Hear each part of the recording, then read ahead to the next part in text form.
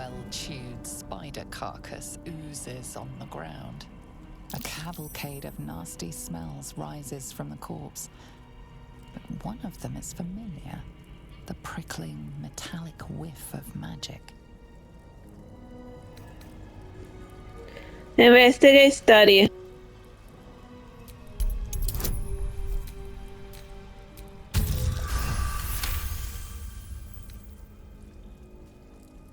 Fresh bite marks, an old puncture wound, and a faint pulse of something not entirely natural.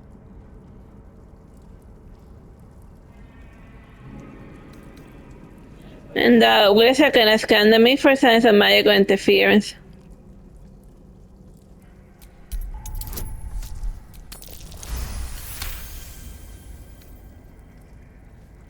The meat is oozing, but not with blood. It's been dosed with a potion.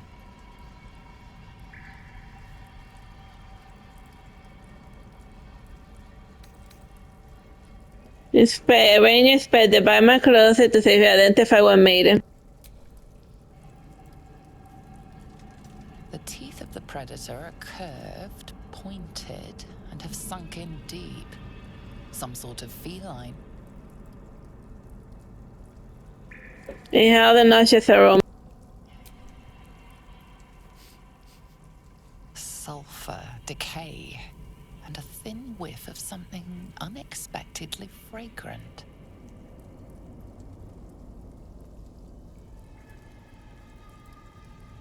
Indulge in a lake of the carrion.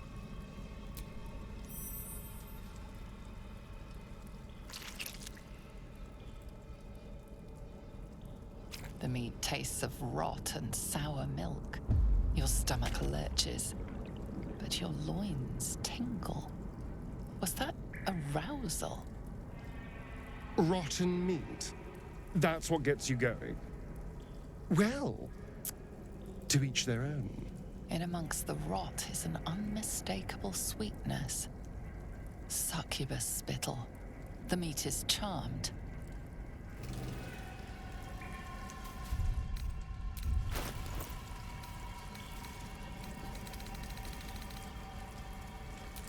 My faith will guide me.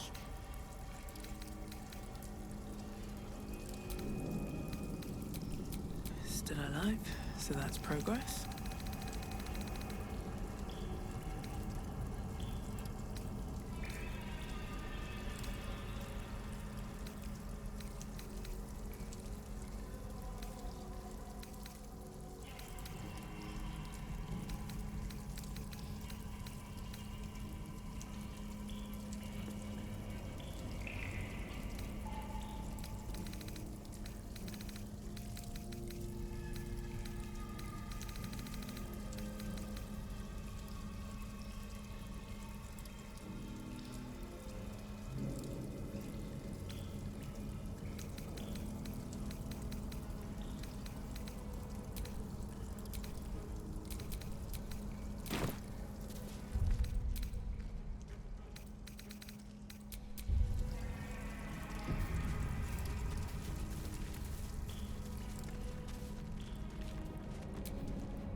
Whatever comes, I'm ready. Well-chewed spider carcass oozes on the ground.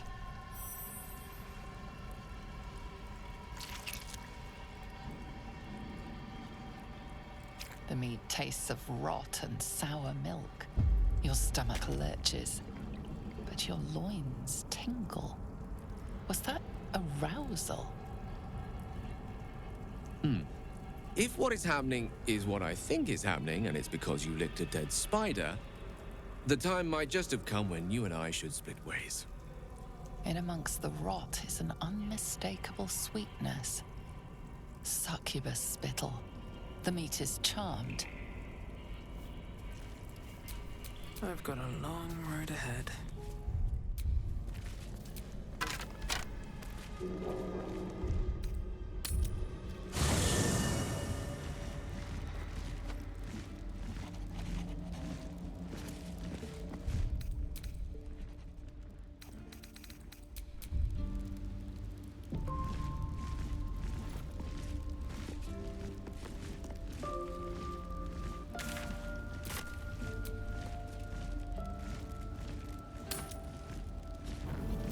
Do you know what happens when a devil is struck down on this charming plane of existence?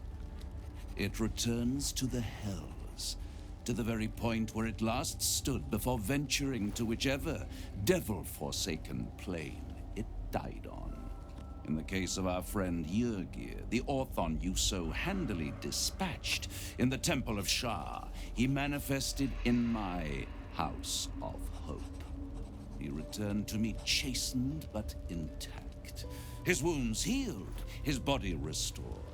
He thought I would dismember him, but he has his uses, so instead I am re-educating him. We delivered the devil. Now I want what I'm owed. We had a deal.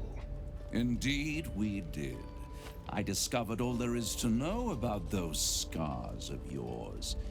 It's a rather grim tale. Even for my tastes.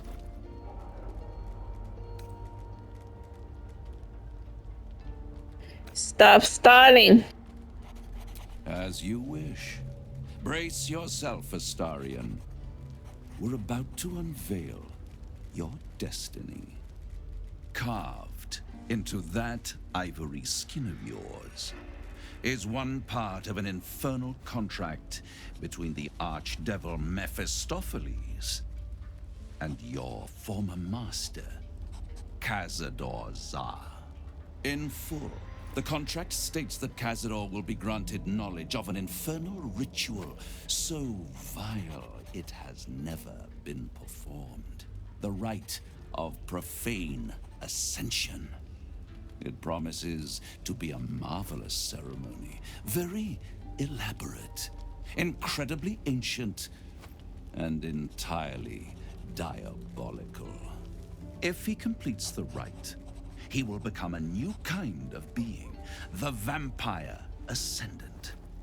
All the strengths of his vampiric form will be amplified, and alongside them he will enjoy the luxuries of the living. The arousals and appetites of man will return to him, and unlike Astarion, he will have no need of a parasite to protect him from the sun. But the ritual has its price, as all worthwhile things do. Lord Cazador will need to sacrifice a number of souls, including all of his vampiric spawn, if he is to ascend.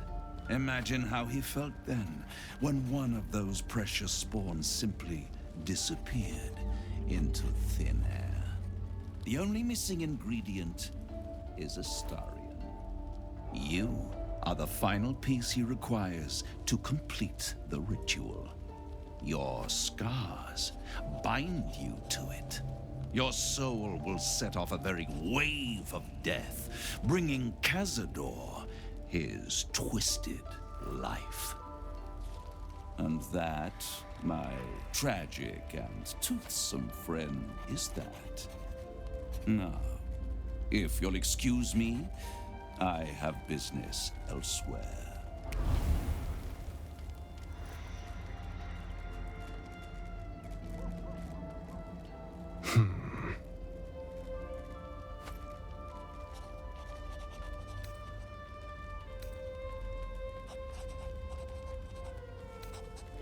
Your quiet is unsettling. It's a lot to take in. What do you think I should do?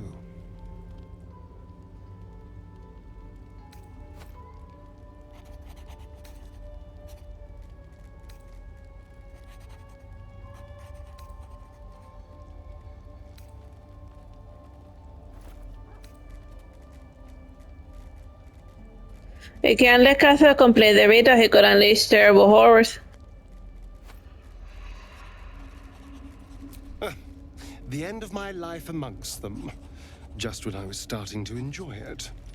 He'll never leave me alone. I didn't think he would when I was just one more wretched toy for him to play with. But if I'm the key to this power he craves, he'll hunt me to the ends of Faerun. I need to take the fight to him, and I need you to help me.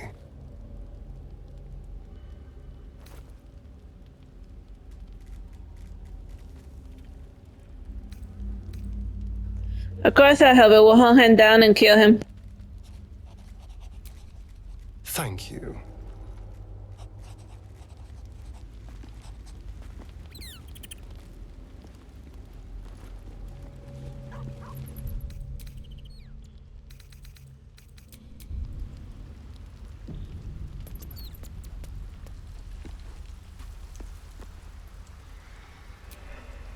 The way she leered at me. The blood merchant. I can't get it out of my head. It isn't like me. Not like me at all. I was being too precious, wasn't I? We could have used her potion.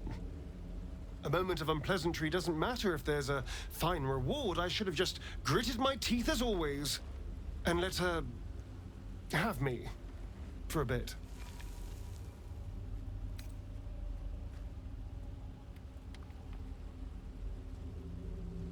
It makes me sad to hear you talk about yourself like that.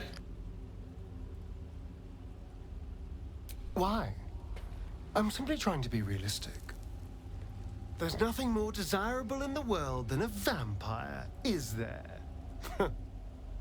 Having been through all I have, you damn well are going to fight with what few assets the gods give you. But a part of me feels sick when I think about getting on my back for breadcrumbs again.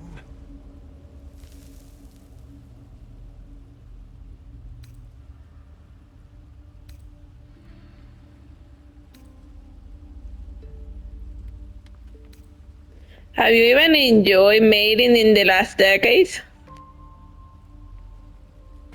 Enjoyment? That didn't come into it. I never had a choice.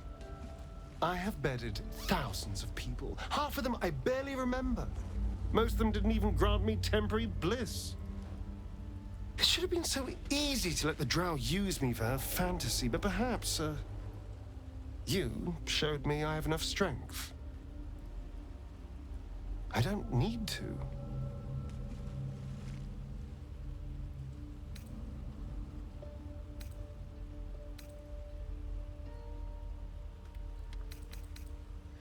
You're under slave now, Star. You're free. And I will never ask you to. It isn't worth the scars anymore.